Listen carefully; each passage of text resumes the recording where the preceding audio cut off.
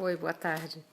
É, a gente está fazendo um pequeno teste ainda com, com a Gisele para ver como é que funcionam essas questões tecnológicas, mas ela já deve estar chegando. Eu já vou anunciando um pouco sobre o que a gente vai falar. Bom, o tema é racismo. E por ser um tema muito, muito importante agora, nesse momento, eu resolvi interromper o fluxo de lives que eu vinha fazendo, que era sobre criatividade, contato consigo mesmo, mantras pessoais. Isso tudo vinha acontecendo toda sexta-feira e, em função do que está acontecendo agora, no Brasil e no mundo, nós decidimos conversar sobre racismo. Então, nesse sentido, eu convidei Gisele Gama, e ela vai conversar com a gente daqui a pouquinho. Estamos com um pequeno problema de conexão, que eu espero que seja rapidamente aperfeiçoado. E olá, olá Maristela, muito obrigada por você estar aqui.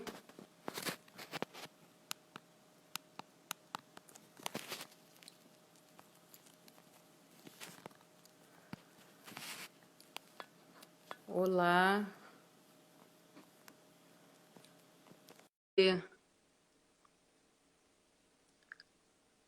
Tá aqui. Oi, Maristela. Será que você já recebeu a minha permissão para compartilhar a tela comigo? Já Oi, cheguei. Maristela. Gisele, já cheguei.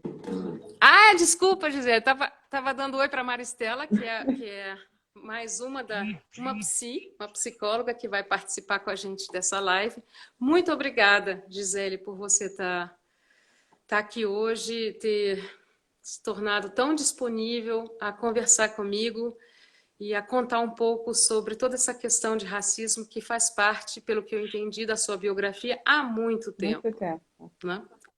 Então, como já tinha explicado um pouquinho antes, interrompi todas as lives e sequências que eu estava fazendo antes, que tinha a ver com contato pessoal e criatividade, e agora interrompi isso tudo para conversar sobre esse tema que está movendo novamente o mundo inteiro e também o Brasil. Então, muito obrigada por estar Eu que aqui. Eu agradeço. já vou te passar a palavra, que eu quero mais é te ouvir.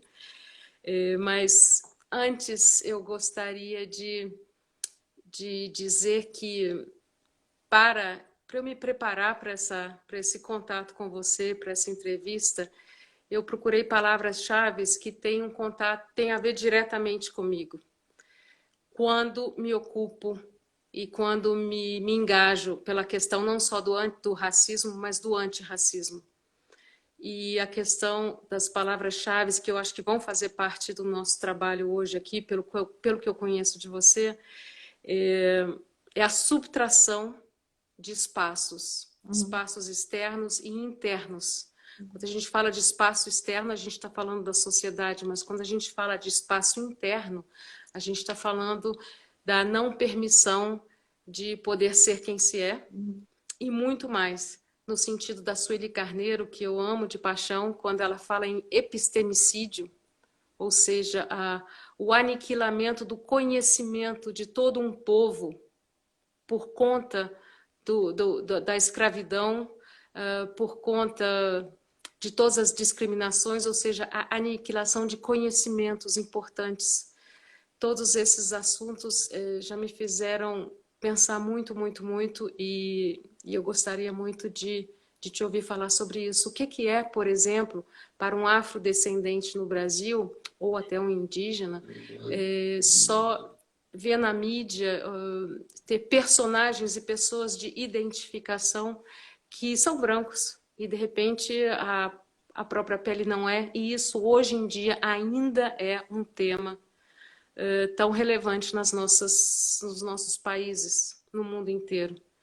Então, esses assuntos me moveram muito. Lugar de fala, que Djamila Ribeiro fala tanto, são coisas que me moveram e eu agradeço muito você poder estar aqui, porque eu quero te ouvir sobre isso. e não falar, eu gostaria muito de te ouvir. Por favor. É um prazer enorme, em primeiro lugar, estar conversando com você mais uma vez, porque ontem a gente já teve um bate-papo maravilhoso, informal, então muito prazer mesmo em estar aqui. Bom, a minha história é uma história que me coloca numa obrigação de falar, né? Porque a experiência faz com que a gente se transforme. E eu fui transformada pela estrada que eu vim percorrendo. Em particular, depois eu casei com um homem preto, eu sou preta, família preta, e tenho também ascendentes portugueses e, e lugares de privilégio, né? Numa sociedade que é uma sociedade muito racista e que é socialmente covarde também, né? Então, eu vim morar em Brasília com um lugar de muitos privilégios e casei com um homem preto e tive filhos pretos. E depois eu adotei uma menina preta. E, e aí, por eles estudarem em escolas, eu sou pós-doutora em educação, doutora em língua portuguesa, então estudavam em escolas onde eu tinha uma liberdade de ser a acadêmica que era, né? Então, com prestígio da academia, mas com uma bagagem de ter filhos que não eram bem quistos naquele espaço, por serem pretos. E isso se acirrou imensamente com a chegada da Sara por adoção. Então, todas as questões que eram invisíveis, elas passaram a ser visíveis na minha casa, na convivência familiar. E isso passou a ser, então, um motivo da minha existência, né? Desde então, eu tenho trabalhado com todas as minhas forças para que as pessoas enxerguem os invisíveis, que só quem sente é quem sofre. E então é mais covarde ainda, porque quando você fala deles, há uma negação, porque as pessoas que não sentem não acreditam que exista. Então, e embora muitas vezes praticam no olhar, num olhar que vai de um para outro, na falta do entendimento do porquê você está ali, né? Se aquele local não te pertence. E quando isso é verbalizado, há uma negação. Então, isso tudo precisa ser discutido imensamente, porque é preciso que a gente tenha acesso às nossas múltiplas consciências. E muitas vezes nós não temos. Quando nós O que conseguimos. são, desculpa te interromper rapidinho, o que são múltiplas consciências? Nós somos muitos seres em um só. Muitas vezes enxergamos só aquele que nos parece bom, mas nós somos luz e sombra o tempo todo. Nós somos multifacetados. E quando nós conseguimos nos enxergar como um, uma caixa de espelhos em que você consegue se enxergar numa dimensão muito diferente do que esse olhar só de frente, você consegue ter um entendimento melhor de quem você é.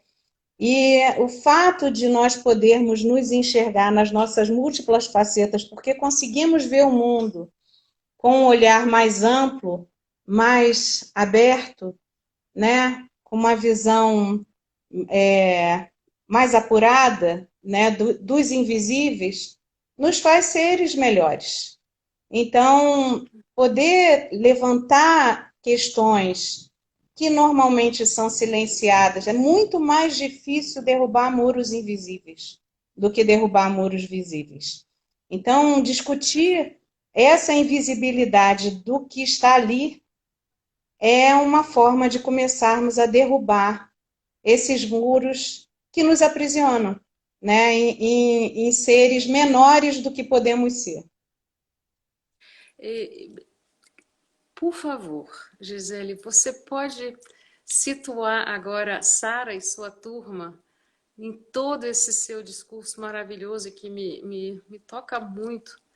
e eu penso naquele desenho animado maravilhoso. Hoje mesmo eu assisti Sara em Sua Praia, vai à praia, Sara vai à praia. É tão lindo e ao mesmo tempo tão engajado, e eu imagino que essa personagem tenha sido inspirada na sua filha É, Sara. foi Você inspirado. pode contar um pouquinho sobre isso? Então, Sara, ela tinha uma dificuldade muito grande, ela sofreu todo tipo de violência muito pequena, né? E ela tinha uma dificuldade muito grande de se engajar socialmente, uma menina hiperativa, né? Muito inquieta, e havia um padrão, uma expectativa de um padrão, né?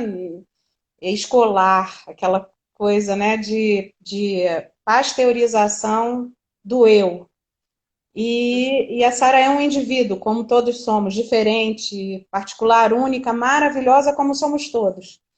E ela começou a ter dificuldade de estar ali naquele espaço, com todas essas pressões de ser um sucesso acadêmico, de prestar atenção, ficar quieta, né? Essas coisas. E ela começou a ficar triste, porque ela não conseguia responder às expectativas, né? Porque todo mundo quer ser amado. Esse amor condicionado, que é o amor que recebemos normalmente, né? Que não é amor, né? Vamos combinar, porque há várias formas de se dizer que se ama, mas o amor é amor pleno, né? Ele é o amor que dá, não, né? Então, quando eu comecei a ver essa tristeza numa criança tão pequena, e é tão covarde isso, né? Você fazer com que ela não acredite em si própria desde tão cedo. E então eu resolvi lutar por isso, pela possibilidade dela de ser ela e conhecer-se plenamente e poder se expandir no que ela trouxe como essência, né? Então eu resolvi escrever Sara e Sua Turma. Comecei com a menina que gostava de saber. Ela tinha passado naquele ano por 3 escolas, sendo convidada a sair, porque não correspondia às expectativas. E eu, como educadora, mãe, mas engajada, né, já na causa, e mãe dela, né, que eu acho que é o mais importante, amando plenamente aquele ser. Então eu decidi que eu tinha que brigar por uma situação, né, de mais que fosse mais clara para ela, né? E a literatura é uma espécie de vacina, né? Você lê, você sente aquilo e você pode trabalhar aquilo de forma homeopática, né? E ler várias vezes com criança, então é muito bom, né? Então eu quis que ela fosse a personagem, ficaria mais claro para ela entender, e quis usar uma linguagem que fosse uma linguagem com a qual eu conversaria com ela. Então, eu usei uma linguagem repetitiva, acessível, com frases curtas e tal. E estava criado o primeiro livro da série. Fez muito sucesso, muito sucesso. Eu não esperava, mas fez muito sucesso. E aí eu resolvi escrever outros livros, abordando sempre a questão da inteligência emocional e relacional. E hoje são 76 livros, desenho animado, jogos virtuais, estamos em 6 línguas, né? E graças a Deus, assim, eu encontrei um caminho que é um caminho que eu acho que é necessário. Nós temos muita parceria com psicólogos no Brasil todo, né? Eu acho que acessar o inconsciente de uma criança e fazer ela sair dali, da literatura, se achando grande, não tem nada mais maravilhoso. Então, assim, eu fico feliz porque posso fazer isso, né? Eu abraço, eu dou voz na Sara e Sua Turma a crianças que precisam de voz, síndrome de Down, autismo, crianças pretas, crianças Gordinho, gordinhas, todas essas, né? muitos que sofrem violência numa sociedade que é tão inadequada, né? Normatizada, É, complicada. É verdade. é. E me conta aqui um pouco a questão da Sara, né? Da Sara e Sua Turma, que é realmente um sucesso mundial. É, o que que ela trouxe para você como retorno? Porque você é muito associada também à questão do Enem, Uhum. e aí, de repente, migra, não sei se é essa palavra, mas vai para a questão da literatura infantil. Como é que isso funciona? Como é que foi essa passagem? Dura. É sempre duro trabalhar com questões de inclusão. O não invisível, ele passa a ser seu. Você começa a sofrer a violência contra a qual você luta.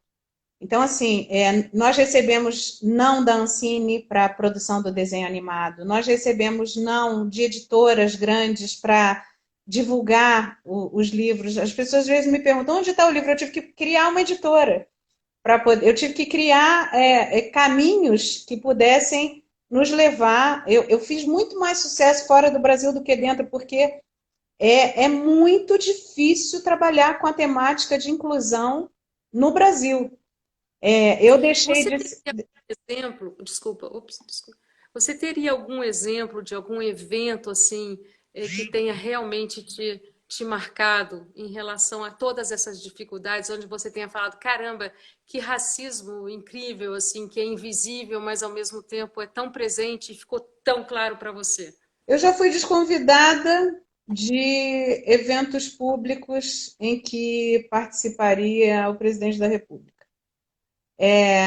Eu já fui desconvidada, já me foi. O que acontece muito assim, no dia da consciência negra, todo mundo lembra de mim. Muita gente lembra de mim, mas de graça. O que acontece é que o preto tem oportunidades, as pessoas acham que eles estão te dando oportunidade de espaço, eles te concedem naquele dia um espaço, desde que você não tenha benefícios financeiros com aquilo. Então, assim, eu deixei de ser a pós-doutora, criadora do Enem, uma das criadoras, né, do Saeb Prova Uhum. Brasil, uma pessoa que era respeitada, membro do PISA, representante do Brasil no PISA, que é um programa internacional né, da OCDE e tal. Eu deixei de ser essa figura para ser aquela que falava sobre temas de inclusão. E isso me fez ser desconvidada de temas como se eu não estivesse mais falando de educação. Eu deixei de ser as pessoas que ou você fala de Enem ou a gente não quer te ouvir. Então, assim, quando a temática de educação deveria, que eu busquei caminhos, porque o que eu estou fazendo é a educação, aquilo que a gente acordou internacionalmente como qualidade em educação, que é a interação entre os sujeitos e autonomia. É exatamente o que eu faço em Sara e sua turma. De forma lúdica, interativa, envolvendo as crianças, é o que Sara e sua turma é. Muito mais do que conteúdos específicos, e, né, como eu fazia antes. Então, quando eu busquei caminhos mais lógicos do ponto de vista daquilo que realmente atenderia aquela violência que a minha filha sofria ali, porque eu, educadora, busquei um caminho para aquilo, que não estava antes previsto, nem para mim. E aí, quando eu comecei a fazer isso, eu comecei a ser desprestigiada no mercado da educação. Mas, assim, isso é uma coisa. No Brasil, né? Não no mundo, mas no Brasil, sim. E No comecei a mundo é o fazer. contrário, né? Exatamente. Comecei a fazer, então, um caminho muito mais internacional do que nacional, porque era o que era possível para mim, mas entendendo mais ainda que eu precisava ser persistente na causa, né? Falando com cada vez mais força e mais propriedade, trabalhando cada vez mais duro para que isso pudesse ser visto de fora para dentro, como ainda é, né? O brasileiro me dá valor quando ele sabe que eu fui premiada internacionalmente, que eu estou participando de fóruns internacionais e coisa e tal, né? Mas pelo fato de eu ser uma brasileira que fala com criança, e as crianças adoram a Sara e sua turma de verdade, é uma coisa muito bom de ver como eu acertei, né, na linguagem, porque fiz com amor, eu fiz para minha filha, né? Então, isso, as crianças entendem esse amor ali nas palavras, né? Entendi. E até hoje. Tem desculpa, a Áurea que está participando aqui escreveu o Brasil com S, sendo o Brasil com Z. Você poderia também contar um pouquinho para a gente sobre esse reconhecimento internacional, o que que ele quer dizer, da onde ele vem, qual é essa repercussão para essa obra imensa que você presenteou, né? O Brasil, enfim, todos nós. Então, começamos muito, foi muito a vida que me levou muito para o Japão. Então, no Japão eu tenho uma força muito grande da Sara e sua turma. A Sara é muito amada no Japão. Tem uma comunidade brasileira muito forte no Japão e eu tenho um canal maravilhoso com o Japão. Eu tenho um canal muito forte em Portugal. Eu tenho a facilidade da língua, né? E tal, então sou muito convidada para debates e falas sobre violência, inclusive com psicólogos, né? A gente discute muito essa questão dos estrangeiros de língua portuguesa que vão morar em Portugal e que são pretos, né? Então essa violência que acontece com eles, do desprestígio, né? De estar numa sociedade que o colonizador, né? Então tenho ido muito a Portugal e a Sara e sua turma está muito lá. Agora nós temos muito recentemente um contrato com a Alemanha, nossos livros estão sendo todos traduzidos para o alemão e levando isso. Até com o turco nós temos livro temos em espanhol, temos os livros em espanhol em Espanha e países de língua espanhola, né? Então estamos muito na Europa, América Latina e também nos Estados Unidos, Canadá, países de língua inglesa.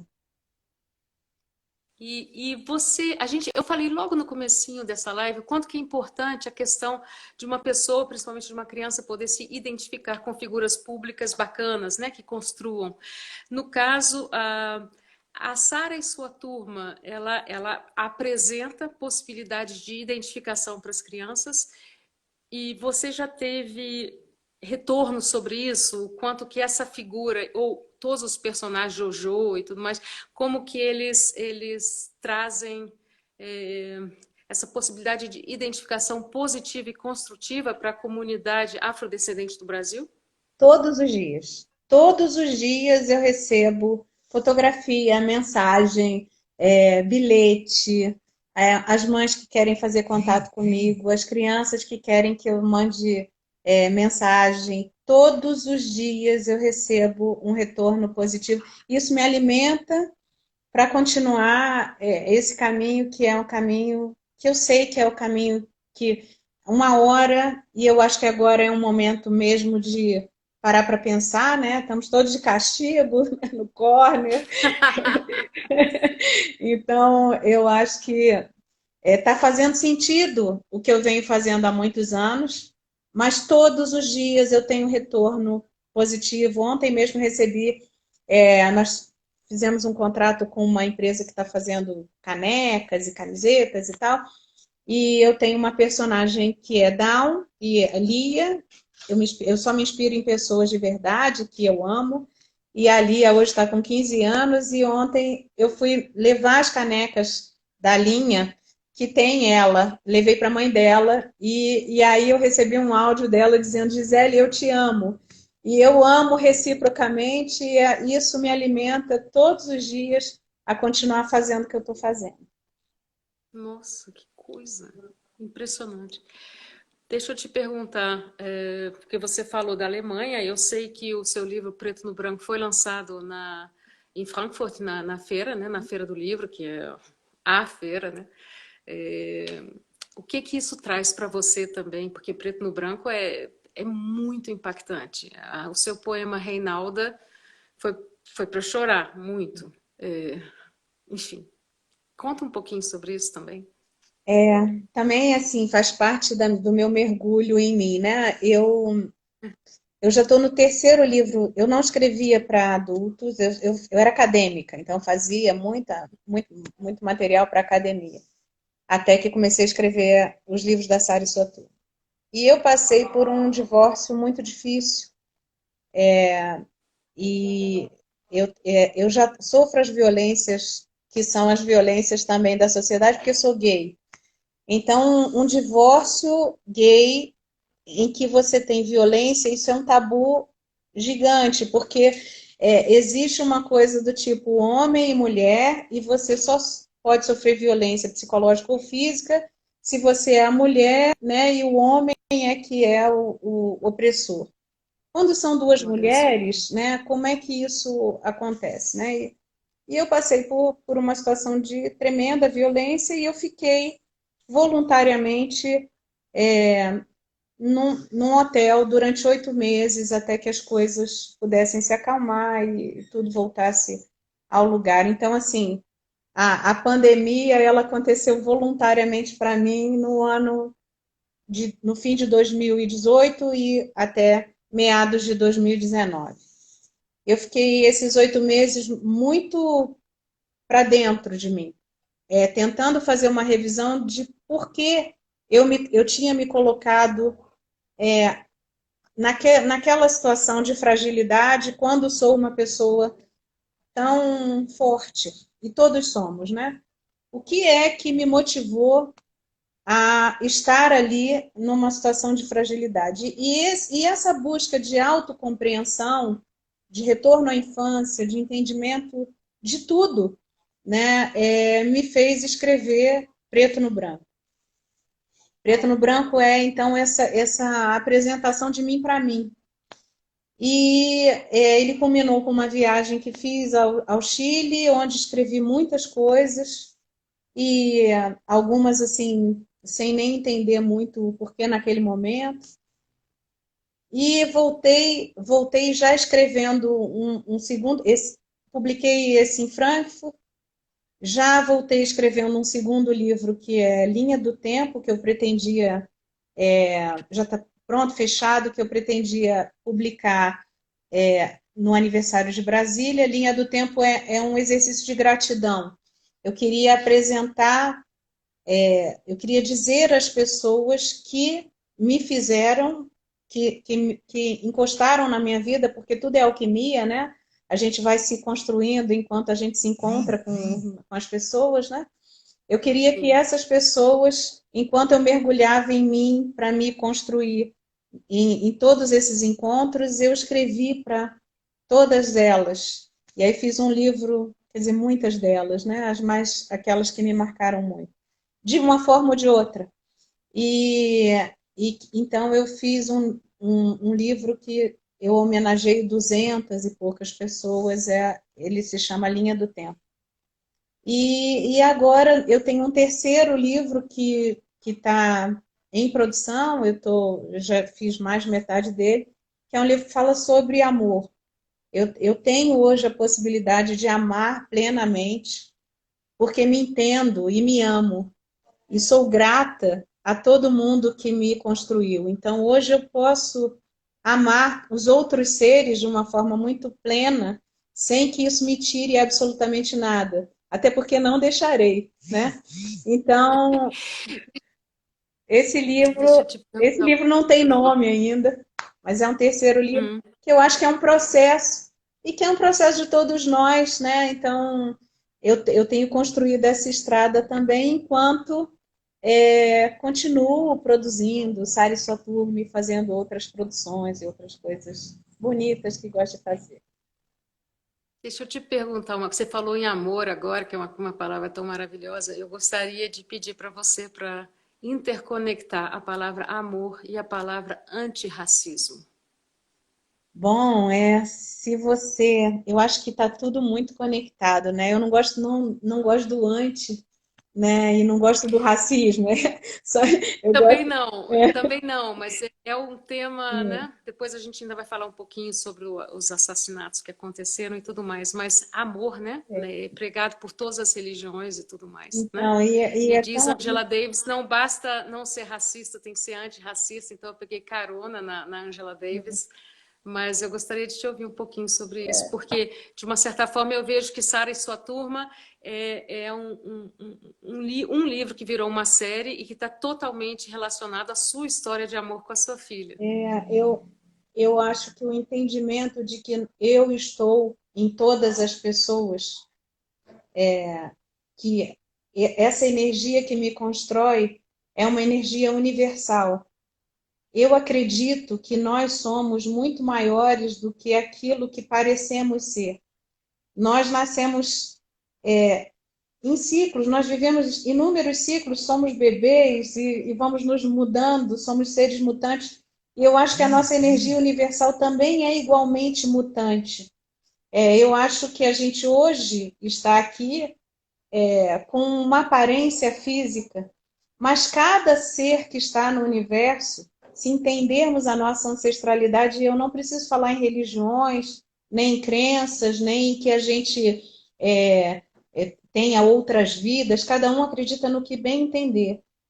O que nós precisamos é entender que temos ancestralidade, DNA, e que esse DNA se construiu ao longo da nossa existência e por isso somos todos aqueles que nos antecederam.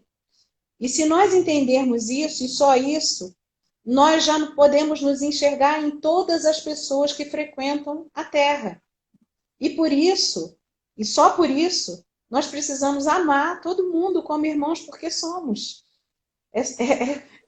Somos todos uma unidade. Enquanto não enxergarmos essa unidade nos seres que estão à nossa volta, todos eles, enquanto tivermos rejeição ao outro, nós estamos nos rejeitando. E como eu me amo plenamente, eu amo cada ser que está do meu lado, porque ele sou eu. E quando eu enxergo o próximo, eu me enxergo. E quando eu me enxergo, eu me amplio. E quando eu me amplio, esse amor pleno que nos alimenta, ele me enche de gratidão. Então, essa prática, que é uma prática tão simples de entender que você só é grande quando você é o mundo todo, né? E isso se chama amor. Não é eu não tenho que conceder ao outro alguma coisa. Eu não tenho que dizer eu sou antirracista. Não, eu sou você. E porque eu sou você, eu me amo. E porque eu me amo, eu te amo. Ponto. É só isso. Nossa, ai, lindo, muito obrigada. Eu vou, mesmo assim, continuar nesse tema tão presente agora, mas que também é secular, que é o racismo.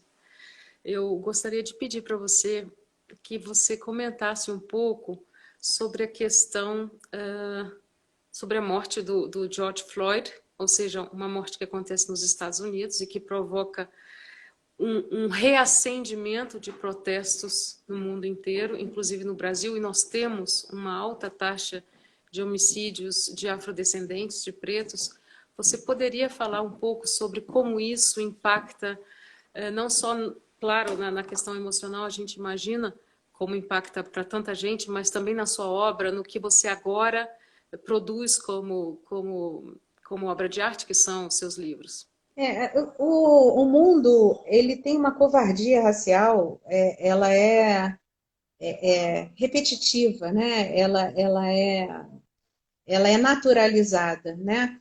Eu tenho visto discursos fascistas em que as pessoas não têm nem vergonha de dizer que o preto ele é ele é mais violento, por isso existe um racismo natural, porque o preto é mais preso. Oh, vamos combinar, quer dizer, onde está a violência? E por que os pretos estão encarcerados mais do que os brancos?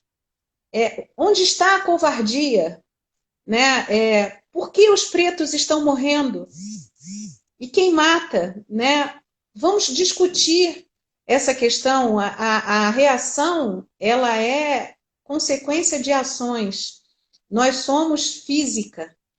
Então, enquanto você tem um movimento de opressão, você terá fisicamente previsto um movimento de reação, né? Então, a gente não quer reagir, a gente só não quer ser oprimido da forma como a gente é, historicamente e repetitivamente, como se isso não estivesse ali. Quer dizer, você mata um preto e justifica, porque ele estava, teoricamente, com uma nota falsa de US$ 20. Você mata pretos que são encarcerados no Brasil sem que exista motivo nenhum para isso, ou mesmo que haja, mas existe por quê? Vamos perguntar por quê? Por que não tem escola? Por que não tem sonho? Por que não há possibilidade? Por que ninguém vê? Por que não falamos sobre isso? Por que não criamos políticas públicas? Por que nós não estamos dando aos pretos a possibilidade de ser iguais numa sociedade que é historicamente injusta? Por que é que as pessoas não aceitam cotas e dizem que isso é injusto? Por que é injusto se foi tão injusto antes? Né? Então, assim, por que nós não sentamos para discutir e não ouvimos? E aí você fala em lugar de fala, né?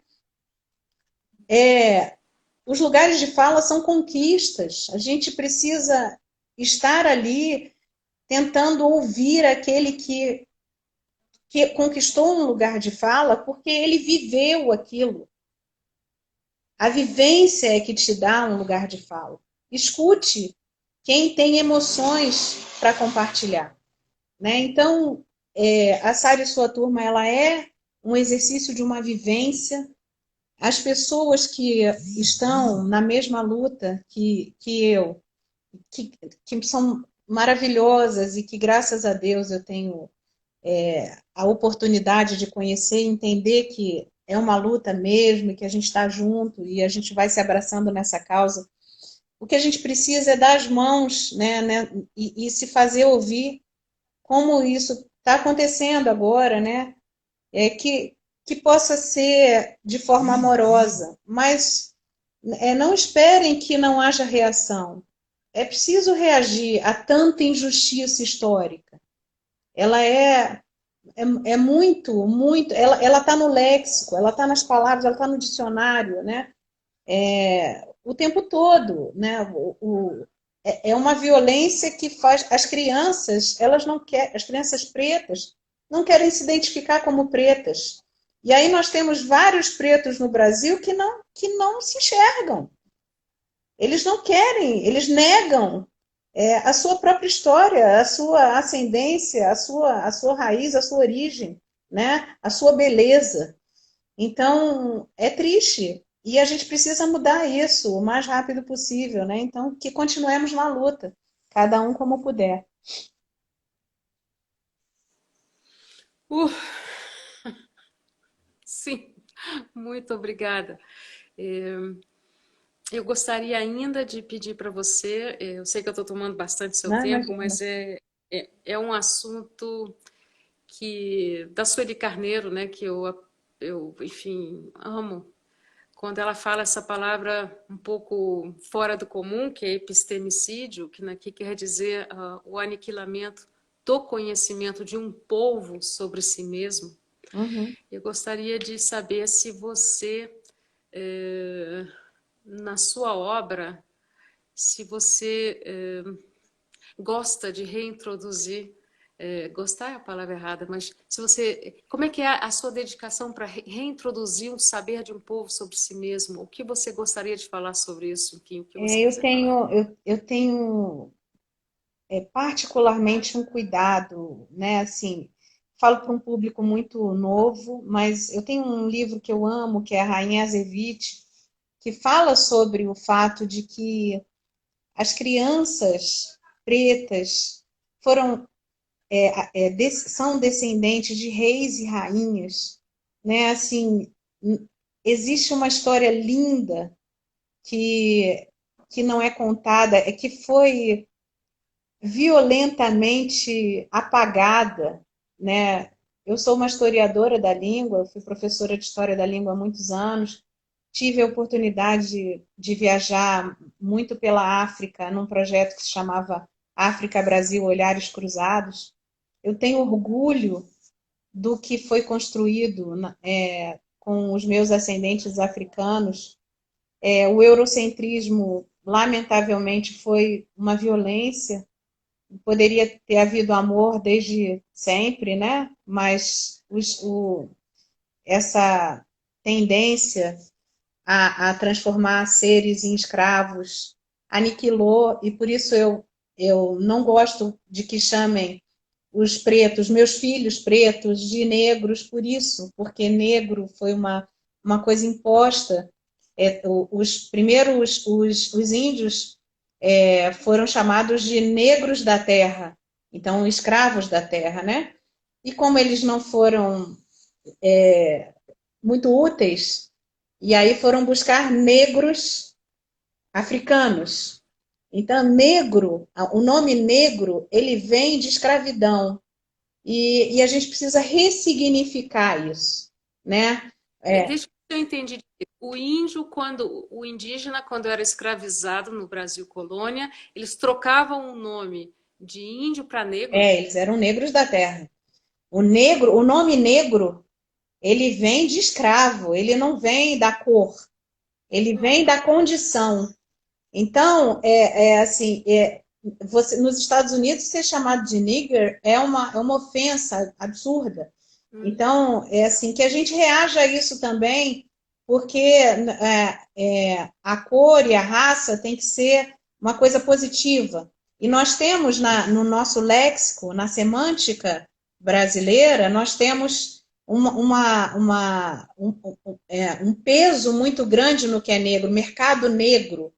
É, a, a, o que é negro é negativo, né? E quando você tem uma fala quando é preto, é positivo, é feijão preto, não é feijão negro, né? É assim, humor negro, Veio uma nota humor preta. negro é ruim, mas um carro preto é bom, né? Assim, uma grana preta é boa, mas se for negro é ruim. Então, quando você chama uma criança de negra, ela fica confusa, porque semanticamente negro não é bom. Então, assim, que a gente possa também ressignificar a maravilha que a gente é. Porque nós somos pretos, sim, com muito orgulho. Porque nós somos samba, nós somos origem, nós somos ancestralidade, nós somos reis e rainhas, né? Então, nós somos muita preciosidade que foi aniquilada, violentada, mas nós existimos. E temos uma tradição que precisa ser abraçada.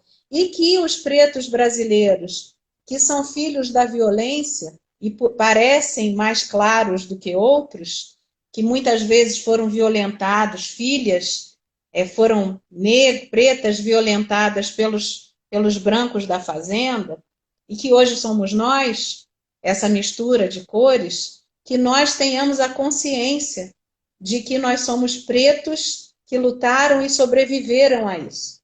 E que nós possamos ter orgulho de dizer, sou preto sim, sou preto com muito orgulho.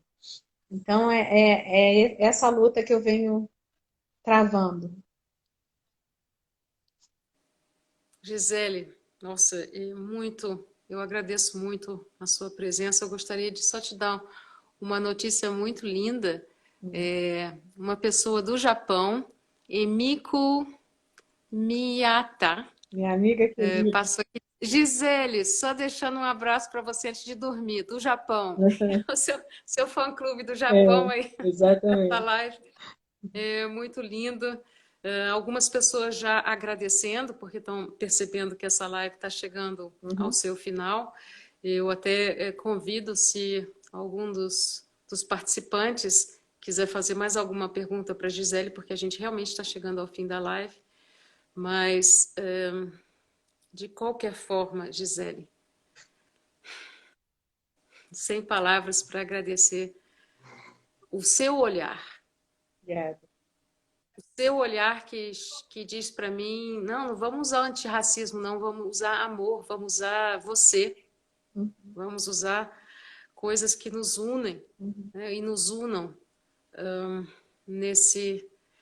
Para a gente quem sabe a gente consegue sair dessa, no caso do Brasil, dessa história colonial ou desse autocolonialismo que os próprios brasileiros praticam no próprio país, não é?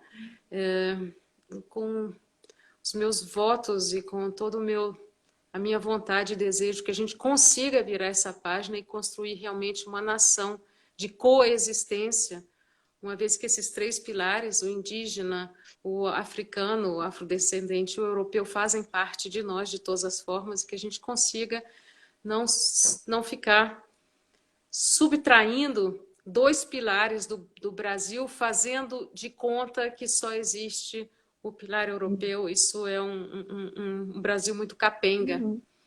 E tem aqui pessoas já agradecendo. Quero levar a Sara e sua turma para o teatro. Quem está falando isso é a Aurea Lismo, diretora de teatro aí de Brasília, Na maravilhosa. hora, estamos Pronto. aqui, estamos Aí, juntos, estamos em Áurea, Brasília. vamos fazer o contato. E, Gisele, muito, muito, muito grata pela sua presença, não só pelo que você fala, mas pelo que você vive. E eu te agradeço muito. Eu que agradeço o espaço e a possibilidade de falar. Obrigada, viu? Obrigada a todos que estiveram aqui com a gente. Gratidão. Gratidão também. Até a próxima. Tchau. Tchau.